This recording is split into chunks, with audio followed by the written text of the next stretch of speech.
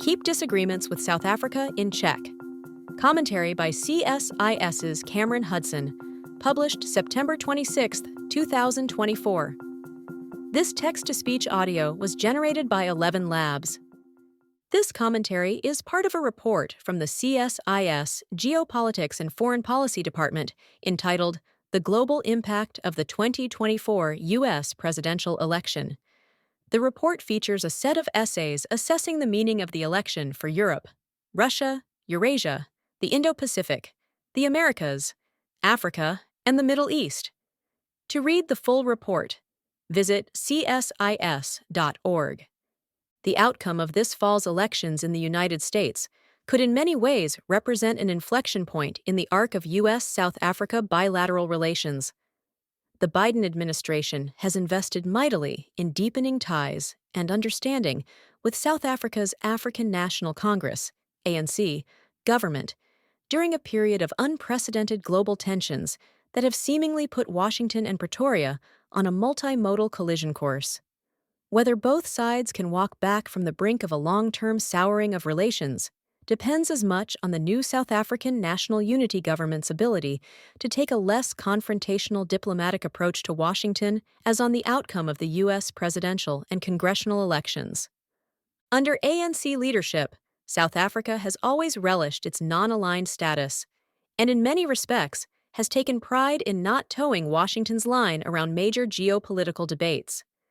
From defending regimes in Palestine, Cuba, and Iran, to aggressively highlighting Washington's foreign policy hypocrisy, South Africa has long been a thorn in Washington's side, but one that U.S. officials have had to bear, given Pretoria's unique leadership role among countries in Africa and the global South.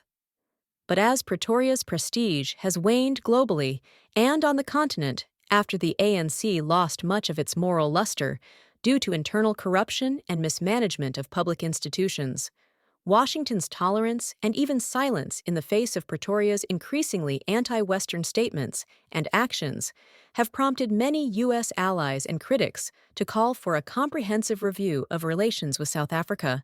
These calls have accelerated in recent years as Pretoria has adopted a series of positions that suggest that not only is it no longer, as it claims, non-aligned in its foreign policy, but also its actions may directly threaten U.S. national security interests.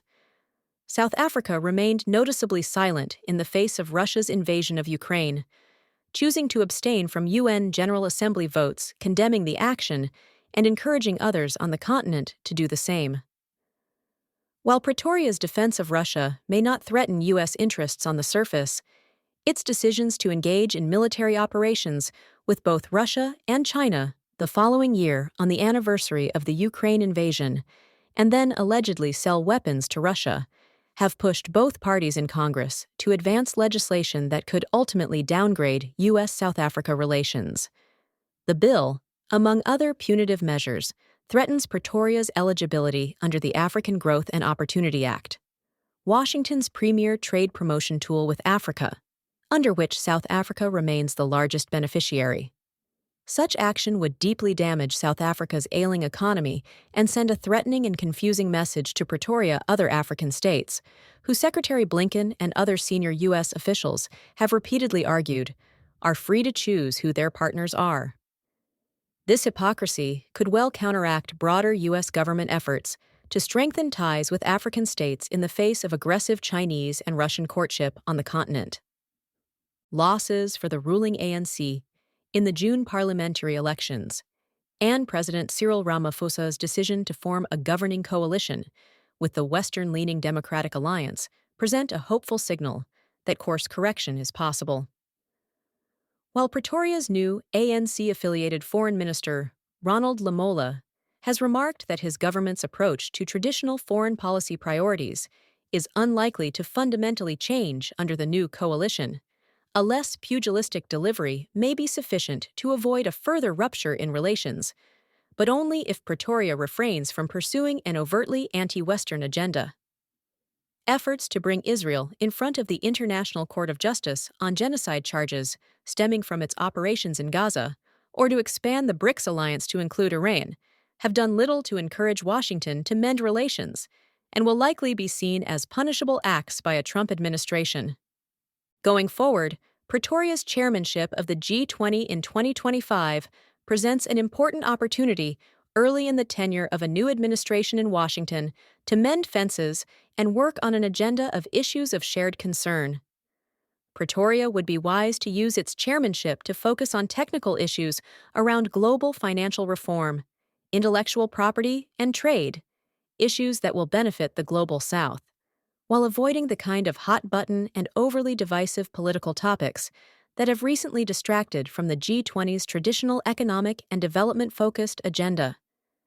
Similarly, both parties in Washington would do well to hit the reset button in relations and pause before accelerating efforts to impose legislative or financial penalties on Pretoria for its past real and perceived misdeeds. To that end, a defining feature of any administration's engagement with Pretoria should be avoiding public spats through an enhanced strategic dialogue mechanism, confining points of conflict to quieter official channels, and eschewing bellicose public statements in social media. Contentious issues and vehement disagreements will likely continue to emerge, as they always have. The question is whether Washington will manage those disagreements coolly or combatively. Whichever approach it takes, any new administration should recall that where goes South Africa goes much of the Global South, and that picking public fights with Pretoria may open the door for Washington's strategic competitors in South Africa and across the Global South. For more analysis, visit csis.org.